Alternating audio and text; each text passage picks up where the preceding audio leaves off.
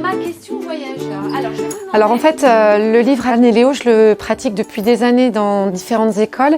Alors les thèmes abordés dans Anne et Léo sont vraiment très variés et utilisables tout au long de l'année. C'est-à-dire qu'on va parler de l'Ancien, du Nouveau Testament, de la vie de Jésus. C'est en rapport aussi avec l'art, Noël dans le monde, Noël dans les différents pays et de façon très simple et très accessible pour tout le monde. On a appris que les chants de Noël, c'était pas pareil et que les crèches, elles étaient toutes différentes dans certains pays. Et les différents animaux qu'il y avait dans les crèches. L'Oplatek est un pain azime peint sur le vin décoré d'une représentation de la crèche de Noël. Les activités sont très faciles d'utilisation. C'est très varié, qu'on peut passer d'une BD, qu'on peut passer à des documentaires. Voilà, il y a des autocollants à coller, il y a de la réflexion, de l'écriture.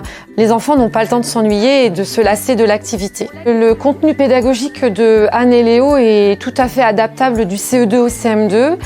Chaque enfant de chaque niveau s'y retrouve complètement. Je trouve que les dessins sont vraiment très bien réalisés, c'est très coloré. C'est vrai qu'on pourrait penser qu'il y a beaucoup d'informations sur des pages, mais en fait les enfants, les yeux des enfants partent un petit peu partout, mais c'est ça aussi l'intérêt du livret, je trouve, c'est qu'ils vont explorer un petit peu tout sur les doubles pages, comme ils peuvent le faire avec Zoot et Ou. Alors là, Zou, il est en train de bricoler, il est en train de jouer. Il est en train de se coucher. Il joue. Il joue avec la souris et il lui montre une photo de croquette. C'est vrai que le support de la vidéo est très agréable et très joyeux pour les enfants. C'est des vidéos qui sont assez courtes quand même, qui ne durent pas plus de 5 minutes en général. Et c'est très rythmé, c'est-à-dire qu'on voit Anne et Léo qui se déplacent, il y a toujours aussi des petites blagues et le contenu est toujours très bien abordé avec des témoignages qui sont toujours très justifiés, qui sont toujours adaptés aux enfants pour qu'ils comprennent bien. Enfin, j'ai le souvenir par exemple de l'interview des maires.